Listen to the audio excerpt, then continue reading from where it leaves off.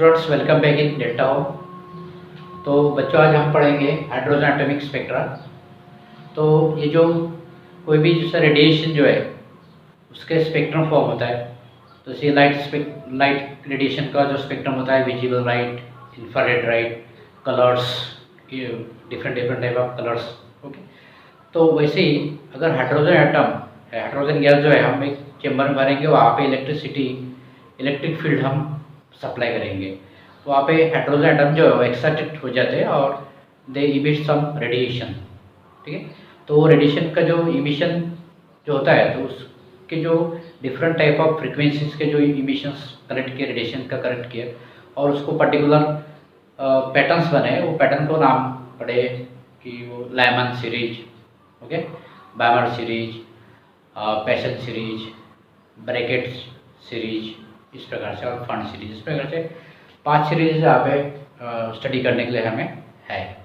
ठीक है, तो अभी यहाँ पे जो इलेक्ट्रॉन जो है, तो उसकी जो एनर्जी रहती है यहाँ पे, तो जो इलेक्ट्रॉन एनर्जी कितनी इमिट करेंगे और उसकी एनर्जी, इलेक्ट्रॉन की एनर्जी जो फार्मूला है, ये वाला फार्मूला हमें आता है। तो ये फार्मूला जो है, E n equal to minus M E raise to 4 Z to square upon 8 epsilon 0 square N square and H square. फिर एम क्या है, मास ऑफ इलेक्ट्रॉन रहता है, जिसकी value 9.8 10⁻⁻³ kg। E charge of electron 1.6 × 10⁻⁻19 coulomb. Z atomic number, hydrogen का number is 1। Epsilon 0 permittivity of free space, that vacuum, 8.85 10⁻12 farad per metre.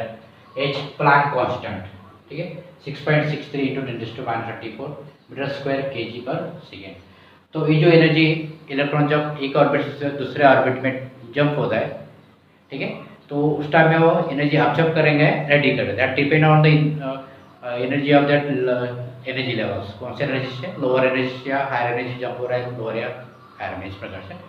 तो इस प्रकार से, तो यहाँ पे अगर हमें ये सब कांस्टेंट्स है, सब कांस्टेंट्स अगर यहाँ पे हम पुट करेंगे, तो उसकी वैल्यू जो है कैलकुलेट करने के बाद अभी एम ई जेड तो बन रहेगा, इफ्लान 0 एंड एच स्क्वायर, तो N square will be changes. तो इसकी वैल्यू जो है -30.6 है अपॉन एन स्क्वायर।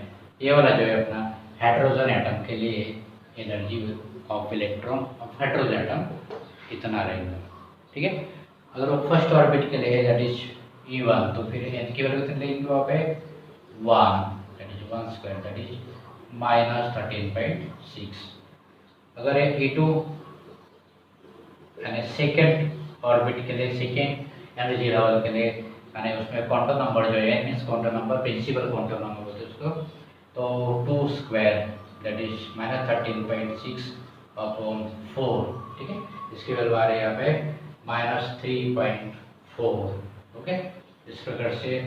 और E3 के लिए जो आती है -13.6 upon 3 square, that is -13.6 upon 9, तो इसकी वैल्यू आ रही है यहाँ पे -1.51। ठीक है, इस प्रकार से इन्फिनिटी। ठीक है, तो E इन्फिनिटी यानी आखिरी, ऐसे बहुत आखिरी वाला ऑर्बिट जो है, बहुत दूर का ऑर्बिट, तो उसकी वैल्यू कितने लेंगे 1 इन्फिनिटी, और 1 इन्फिनिटी क्या होता है, 0 होता है, तो 0 × 13.6 है 0। This are electron volt, this value of this is electron volt में रहेगा।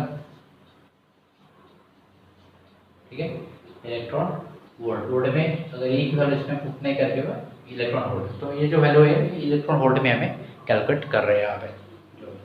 ठीक है, तो इस प्रकार से ये जो एनर्जी है यहाँ पे हमने ये जो ग्राफ हमने बनाया है, ठीक है, तो ये ग्राफ जो बनाया इस प्रकार से हमने एक्स एक्सिस पे हमने लिया क्वांटम नंबर और दिस इज एनर्जी लेवल। ठीक है, यानी एनर्जी कितनी रहेगी, तो जैसे पहले ऑर्बिट पे एनर्जी -13.6, बाद में सेकेंड ऑर्बिट पे एनर्जी को 2, तो एनर्जी क्या हो रही, इंक्रीज हो रही, माइनस में नंबर है ना, तो माइनस में बड़ा नंबर छोटा रहता है, इस प्रकार से ये छोटा नंबर बन रहा है माइनस में, मतलब increase, energy increase. And if you go away from the nucleus, energy of electron will be any object will be increases. Okay, nucleus से हम ऐसे दूर दूर जाएंगे तो अब तो जैसे अभी यहाँ पे दिस इज द न्यूक्लियस और this orbits means energy level. तो यहाँ पे एनर्जी कम रहेंगी, दिस 13.6, यहाँ पे उससे ज़्यादा and if we go away from the nucleus energy will be increases.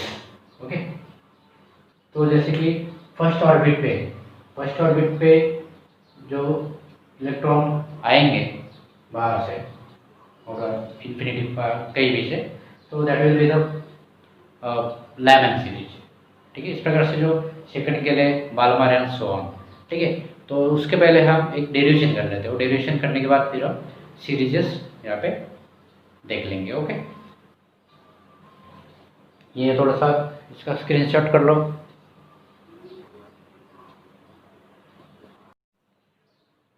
तो यहाँ पर जो स्पेक्ट्रम सीरीजेस फॉर्म होते हैं तो दैट डिपेंड ऑन वेवलेंथ. ठीक है, तो वेवलेंथ जो है, तो यहाँ पे हमें एक डेरिवेशन करना है वेवलेंथ के लिए. तो हर एक सीरीज का वेवलेंथ कितना रहेगा, तो उसके लिए वेवलेंथ के लिए हम डेरिवेशन करते हैं. हमें पता है energy of electron in this. तो फॉर हाइड्रोजन एटम के लिए, for hydrogen atom Z is equal to 1, तो ये कितना आ जाएगा फिर H that is minus m raised to 4 upon 8 difference 0 square n square h square, ये वाला हो गया. ठीक है, अभी समझो initial orbit Ni is greater than final orbit. Electron jump हो रहा है इनिशियल ऑर्बिट जहाँ पे भी हो वहाँ से फाइनल ऑर्बिट में, दूसरा ऑर्बिट में जंप हो रहा है. तो हमेशा ये एनर्जी यहाँ पे ज़्यादा है Ni की, इनिशियल ऑर्बिट की, और फाइनल की कम है. मतलब ट्रांजिशन जो है इलेक्ट्रॉन का, दैट इज ट्रांजिशन फ्रॉम कहाँ से कहाँ रहो energy this EI to final orbit EF. ठीक है, तो अकॉर्डिंग टू बोर्स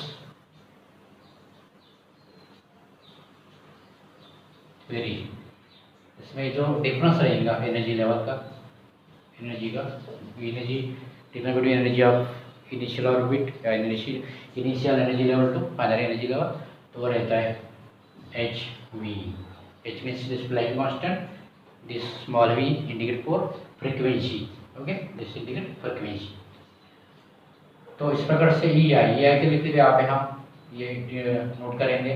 जैसे EH equal to this, therefore EI equal to कितना आएगा, हम डायरेक्ट पुट करते हैं कि minus m raised to 4 upon 8 epsilon 0 L square H square minus, तो EI that means orbitals of this Ni square minus of minus हो जाएगा m raised to 4 upon 8 epsilon 0 n f square H square. ठीक है, and that is will be equal to HV. We know that HV means HC by lambda. ठीक है, that is अभी जो ये है, तो ये कैसे है, सिंस तो frequency is equal to C by lambda, क्योंकि हमें ये देखा है हमने फार्मूला कि this C is equal to n lambda, that n means frequency. तो यहाँ पे V फ्रीक्वेंसी के लिए यहाँ पे 3 सिंबल लिए जाते हैं, कई स्मॉल n लिया जाता है, कई ये स्मॉल v, और कभी therefore SC by lambda is equal to m raised to 4 upon 8 epsilon 0 NF square, this is also square, okay, and H square minus m raised to 4 upon 8 epsilon 0 square Ni square into H square. इस प्रकार से, तो ये जो plus हो जाएगा तो आगे टर्म लेंगे उसको पीछे में. नाउ कॉमन निकालेंगे हम, m e raised to 4 upon 8 epsilon 0 square NF square NF जो है यहाँ पे रहेगा, दैट इज एच स्क्वायर रहेगा कॉमन में, और in bracket 1 upon this NF square minus this 1 upon NI square, इस प्रकार से। ओके, बाद में फिर ये जो है this is equal to SC upon lambda, तो हम यहाँ रखेंगे SC स्टार्ट में लग जाते हैं, तो ये इधर में S स्क्वायर और H यानी m⁴ upon 8 epsilon 0 square H³ और C, ठीक है, और into 1 upon NF square minus 1 upon NI square, इस प्रकार से। यानी फिर बाद में यहाँ पे ये जो एम की वैल्यू कांस्टेंट है, epsilon 0 H also constant and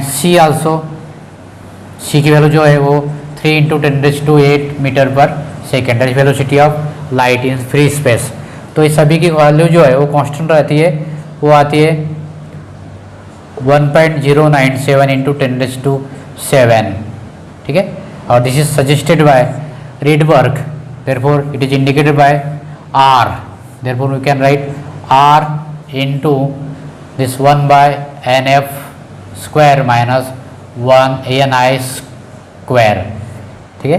this is the value for, यहाँ पे क्या बचेंगे, सिर्फ SC हम इस में लगे, दैट इज 1/λ, तो ये जो है लैम्बडा की वैल्यू, यानी कि जो पर्टिकुलर जो सीरीज रहेंगे यहाँ पे रेडिएशन सीरीजेस, तो उसकी वेवलेंथ, और यहाँ पे R जो है वैल्यू जो है वो 1.097 × 10⁷ per metre, that is metre inverse, this called as Rydberg constant, Rydberg constant, ठीक है।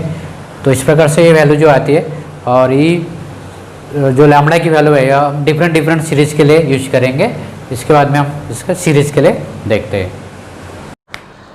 अभी हम सीरीज से देखेंगे यहाँ पे, तो यहाँ पे पहला जो है लायमन सीरीज, तो लायमन सीरीज के लिए जो NF है अपना फार्मूला में जो आया था, NF हमें 1 लेना है, और NI जो है वो 2, 3, 4 एंड सो ऑन, इस प्रकार से, ठीक है। तो फिर उसका वाला जो frequency 1/λ is equal to R into 1 square means 1 and 1 upon NI square, ठीक है, इस प्रकार से। तो ये रहेगा लायमन सीरीज के लिए फार्मूला। तो ये वाली जो वैल्यू है, जैसे आप एक क्वेश्चन पूछ जाएंगे कि कैलकुलेट वेवलेंथ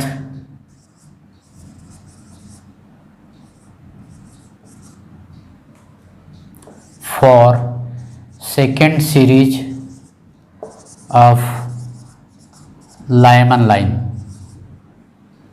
तो फिर यहाँ पे सेकेंड सीरीज बोला गया है, तो ये सेकेंड सीरीज जो यहाँ से काउंट करना है, this is first, second, third, इस प्रकार से। यानी जो इसके लिए जो वैल्यू है, तो NI की वैल्यू हम कितने लेंगे यहाँ पे, सेकेंड मतलब है 3, तो इसके लिए हम कैलकुलेट करना पड़ेगा, ठीक है। तो ये याद रखना है इस प्रकार से, जैसे कभी इसको अल्फ़ा, बीटा, गामा, डेल्टा, इस प्रकार से भी इसको इंडिकेट किया जाता है। जैसे आपको बोला कि थर्ड सीरीज के लिए निकलना है, तो यहाँ पे NI की वैल्यू कितने लेंगे हम थर्ड सीरीज के लिए, 1, 2, 3, 4 विल बी NI, तो इस बाद में उसका स्क्वायर होता है। R की रेट पर कांस्टेंट जो है 1.097 × 10⁷, वो वाला हमें लेकिन उसको कैलकुलेट करना पड़ता है। जैसे आपको पूछा अगर कि हाँ, ये पुट करके फिर इसका वैल्यू हम निकाल सकते हैं, lambda is equal to R into this 1/1 minus 1/this 3 square, that is 9 हो जाएगा। फिर ये क्रॉस मल्टीप्लाई यानी R into 9 minus this 1, that is 8/9, इस प्रकार से आएगा, ठीक है। बाद में फिर lambda is equal to 9/8, this R भी उसमें नीचे जो भी है वो कैलकुलेशन करके हम निकाल सकते हैं। अगर आपको बोला कि मैक्सिमम एनर्जी निकालना है, ठीक है, मैक्सिमम एनर्जी या मैक्सिमम वेवलेंथ अगर निकालना है मैक्सिमम, तो मैक्सिमम कंडीशन के लिए जो n की वैल्यू है वो मिनिमम लेनी है। यहाँ पे मिनिमम एन आई की वैल्यू क्या लेने हमें, मिनिमम कौन सी 2, ये याद रखना है। अगर हमें मिनिमम वेवलेंथ या मिनिमम एनर्जी अगर निकालना है मिनिमम के लिए, दिस इज मिनिमम कंडीशन के लिए, तो एन आई की वैल्यू जो है वो इन्फिनिटी लेना है। This value will be infinity, मतलब 1/∞ 0, यानी ये रहेगा बच्चा, ठीक है, इंटू रेडबर्ग। तो वो आंसर आ जाएगा। हर एक सीरीज के लिए इस प्रकार से हमें कंसिडर करते जाना है। अभी यहाँ पे सेकेंड सीरीज जो है वो हमें लेना है यहाँ पे बाल्मर सीरीज। तो यहाँ पे जो एन एफ की वैल्यू जो है यहाँ पे 2 रहेंगी और एन आई सेकेंड जो है वो 3, 4, 5 and so on up to infinity. Okay, जैसे अभी यहाँ पे लाइमर सीरीज जो है हमें बताना रहा है पे, तो लाइमर सीरीज इस प्रकार से ये ऑर्बिट पे है, ये फिर सेकेंड दिस, उसका जो स्पेक्ट्रम है यहाँ पे रहेगा इस प्रकार से, उसको this is the Lyman series. Okay, अगर हमको बाल्मर है तो यहाँ पे रखना पड़ेगा 1, यानी सेकेंड एनर्जी लेवल पे सब ऑर्बिट फ्रॉम, इस प्रकार से दिस इज बाल्मर। यहाँ पे थर्ड के लिए अगर इस प्रकार से हम सीरीज यहाँ पे शो कर सकते हैं एंड सो ऑन, ठीक है। ये वाला है पैशन बोलेंगे इसको, पैशन सीरीज। और ब्रैकेट सीरीज इस प्रकार से यहाँ पे जो है and so on, this is Brackett. और this is Pfund, it is called as Pfund series, this is Pfund, इस प्रकार से। अभी यहाँ पे दिख रहा है आपको ये इस प्रकार से। और नेक्स्ट जैसे बाल्मर के लिए यहाँ पे जो वैल्यू इस प्रकार से आएंगी, फिर उसका वेवलेंथ का जो फार्मूला है वो हम ऐसे बना सकते हैं 1/λ equal to r into 1/2 square minus 1/ni square, 2 square 4 लिख सकते हैं। नेक्स्ट फॉर थर्ड जो है पैशन सीरीज, एन एफ जो है 3 और एन आई जो है 4, 5, 6 एंड सो ऑन, ये छोड़ के उसके आगे के, तो ये आएंगे 1/λ equal to r into 1/3 square minus 1/ni square. Okay, fourth for Brackett series N F equal to यहाँ पे 4 रहेंगे और एन आई जो है 5, 6, 7 एंड सो ऑन, ठीक है। तो यहाँ पे 1/λ equal to r into 1/4 square minus 1/ni square. बाद में fifth is Pfund series, this also called Pfund, P silent, Pfund series. Therefore N F is equal to 5 and ni is equal to 6, 7, 8 and so on. Therefore 1/λ is equal to r into 5 square minus 1/ni square. तो यहाँ पर भी कोई भी series में, जैसे Brackett series में अगर पूछा गया कि calculate the wavelength for second series of Brackett line, तो second series of Brackett line N I की वैल्यू कितने लेंगे, ये 6 लेंगे। थर्ड बोला, थर्ड सीरीज ऑफ ब्रैकेट बोलेंगे तो 7, इस प्रकार से एन आई की वैल्यू हमें बराबर लेना है। और मैक्सिमम एनर्जी के फार्मूला में या फिर मैक्सिमम वेवलेंथ निकालना है, तो फिर जैसे ब्रैकेट के लिए मैक्सिमम वेवलेंथ जो है वो एन आई की वैल्यू कितने रहेंगे, यहाँ पे मिनिमम रहेंगी, दैट इज़ 5, इस प्रकार से, ठीक है। तो ये सीरीज पे या फिर हाइड्रोजन स्पेक्ट्रम पे एक क्वेश्चन हमेशा रहता ही है, कहाँ पे, ये एंट्रेंस एग्जाम JEE या नेट में रहता ही है। तो इस प्रकार से ये जो सीरीज़ है हम ये डायग्राम में, स्टेट बोर्ड में डायग्राम पूछी जाती है तो उसमें भी हम निकाल सकते हैं, और कोई न्यूमेरिकल या कोई क्वेश्चन शॉर्ट में रहेगा तो वो भी हम यहाँ पे बता सकते हैं फॉर JEE नेट के लिए। तो इस प्रकार से हमारा ये टॉपिक यहाँ पे कवर हो जाता है, हाइड्रोजन एटॉमिक स्पेक्ट्रा। अब नेक्स्ट मिलेंगे हम दूसरे नेक्स्ट वाले टॉपिक में। Till then good bye.